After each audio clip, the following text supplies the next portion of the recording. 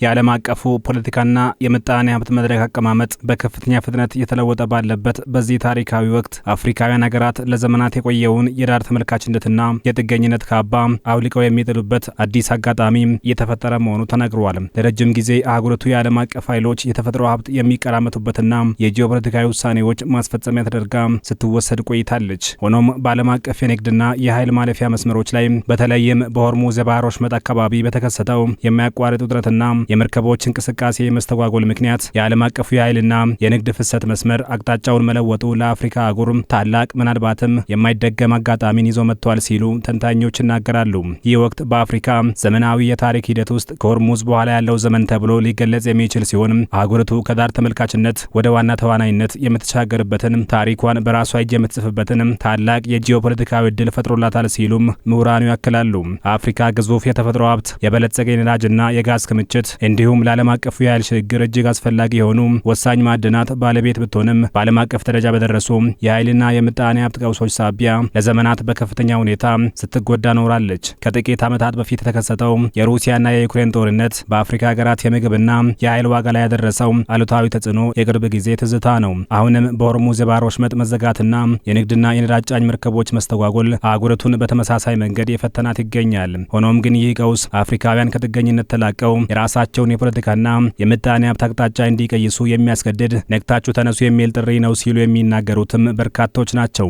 አፍሪካውያን ሀገራት ሰፊና የበለጸገ የባህር በር፣ ረጅም የባህር መስመርና ያልተጠቀሙበት ከፍተኛ የባህር ውስጥ ሀብት እያላቸው ለምን የባህር ኃይላቸውንና የባህር ላይ ምጣኔ ሀብታቸውን በበቂ ሁኔታ ማሳደግ አልቻሉም ለሚለው ጥያቄ ምላሹ ደራሲው ራፋኤል ሺካኒ ታላስፎቢያ ወይም የባህር ላይ ፍርሃት ብለው የሚጠሩትን የታሪክና የስነ ልቦና ውርስ ማሰብ ነው ይላሉ ታዛቢዎች። የታሪክ አጋጣሚዎች እንደሚያስረዱት የአፍሪካ መሪዎችና የፖለቲካ ልሂቃን ስትራቴጂካዊ ትኩረት ሁልጊዜም ቢሆንም በመሬት ላይ ባሉ አህጉራዊ ስጋቶች ማለትም በነጻነት ትግሎች፣ በእርስ በርስ ጦርነቶች፣ የድንበር ግጭቶች፣ የወታደራዊ መፈንቅለ መንግስታትና የሀገር ውስጥ አለመረጋጋቶች ላይ ብቻ የተወጠሩ መሆናቸው ይታወቃል።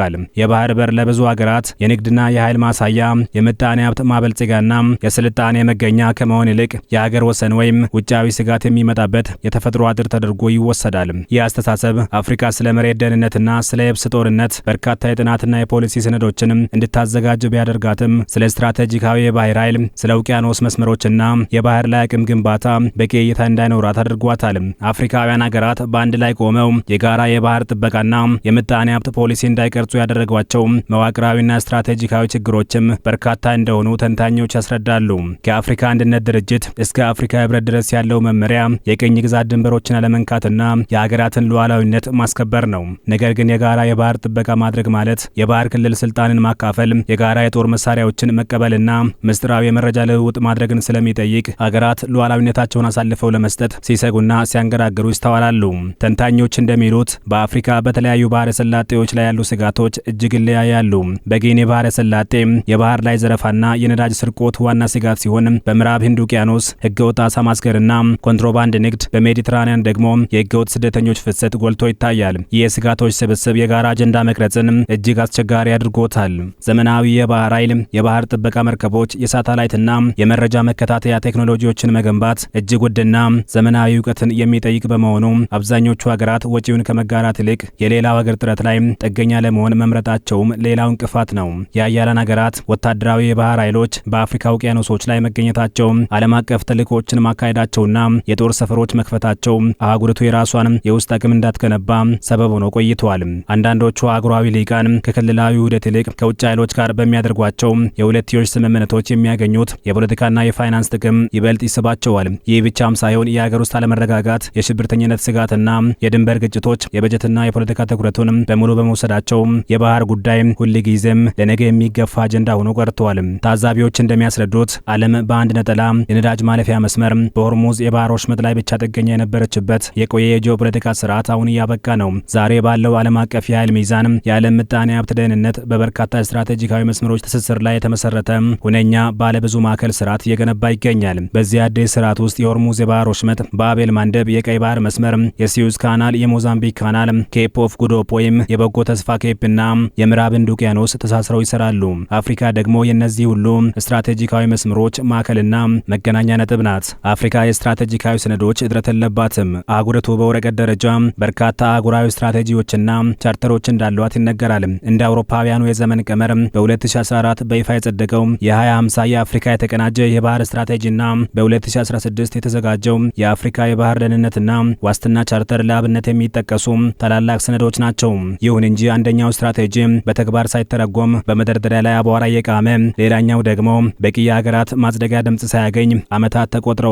በታወጁት ስትራቴጂዎችና በምድር ላይ ባለው ተጨባጭ ሁኔታ መካከል ያለው ሰፊ ክፍተት አፍሪካ አሁንም በስነ ልቦና ደረጃ በባህር ስጋትና ፍርሃት ውስጥ መሆኗን የሚያረጋግጥ ማስረጃ ነው። እንደ ተንታኞቹ ገለጻ አፍሪካ አሁን የሚያስፈልጋት ተጨማሪ የወረቀት ሰነድ ሳይሆን እነዚህን ሀሳቦች ወደ መሬት የሚቀይር ጂኦፖለቲካዊ ንቃት ነው። አፍሪካ ይህንን አጋጣሚ ለመጠቀምና ታሪኳን ለመቀየር ቀደም ሲል የተፈረሙትን የአፍሪካ ህብረት የባህር ቻርተሮችና ስትራቴጂዎችን ሳይዘገዩ ማጽደቅና ወደ ተግባራዊ እንቅስቃሴ መለወጥ፣ የሳተላይትና የራዳር መረጃዎችን ማቀናጀት፣ የጋራ የባህር ጥበቃ ፓትሮል ማድረግና የአንድ ሀገር የደህንነት አካላት በሌላው ሀገር መርከብ ላይ ወጥቶ ጥበቃ የሚያደርጉበትን ህጋዊ ስምምነት መፍጠር፣ በውጭ ሀገራት ለጋሾችና በምዕራባውያን እርዳታ ላይ ያለውን ጥገኝነት ለማስቀረት ከአፍሪካ ልማት ባንክና ከአህጉራዊ ሀብቶች የሚሰበሰብ ገለልተኛ ፈንድ መመስረት እንዲሁም የባህር በሮችንና የትራንስፖርት ኮሪዶሮችን የአህጉራዊ ንግድ ጥምረት የጀርባ አጥንት አድርጎ መጠቀም እንደሚኖርባት በርካቶች ይስማሙበታል።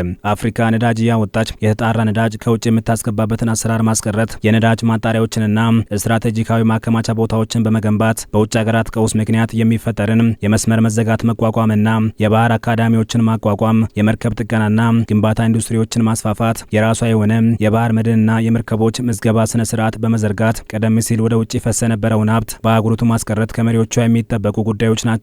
ይህንን ትልቅና ታሪካዊ ለውጥ ለማምጣት ግን ከአፍሪካ ህብረት ቢሮክራሲ ብቻ ታምር መጠበቅ ብቻ ሳይሆን ይልቁንም ጠንካራ የባህር ኃይል፣ የምጣኔ ሀብት ጉልበትና የፖለቲካ ቁርጠኝነት ያላቸው እንደ ደቡብ አፍሪካ፣ ናይጄሪያ፣ ግብጽ፣ ሞሮኮ፣ ኬንያ፣ አንጎላና ሴኔጋል ያሉ መሪ ሀገራት ስብስብ ግንባር ቀደም ሚና መጫወት እንዳለባቸውም የዘርፉ ተንታኞች ይመክራሉ። በጊኒ ጓል ሀገራት የተቋቋመው የያውንዴ አርኪቴክቸር ለእነዚህ ሀገራት ስኬት ጥሩ ማሳያ እንደሆነ ይነገራል።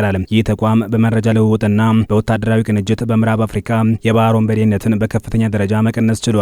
የአፍሪካ የጂኦፖለቲካዊ ንቃት እውን የሚሆነው በወረቀት ላይ በሚፈረሙ አበይት ሰነዶች ሳይሆን በፋይናንስ በሚደገፉ ተቋማት፣ ተግባራዊ በሚሆኑ ፕሮጀክቶች፣ በሚገነቡ የባህር ኃይሎችና በተደራጁ የጋራ ወታደራዊ እዝ እንቅስቃሴዎች ነው። ከሆርሙዝ በኋላ ያለው ዘመን ለአፍሪካ ስጋት ሳይሆን የታሪክ አቅጣጫዋን የምትቀይርበት ታላቅ የድል ደወል ነው የሚሉ ተንታኞች ዋናው ጥያቄ አፍሪካ በራሷ ታሪክ ላይ እንደ ባለቤትና ውሳኔ ሰጪ ሆና ትወጣለች ወይስ እንደ ቀደመው ዘመን የሌሎች ኃይሎች የካርታ መጫወቻ ሆና ትቀጥላለች የሚለው ነው ሲሉ ሀሳባቸውን ያጋራሉ።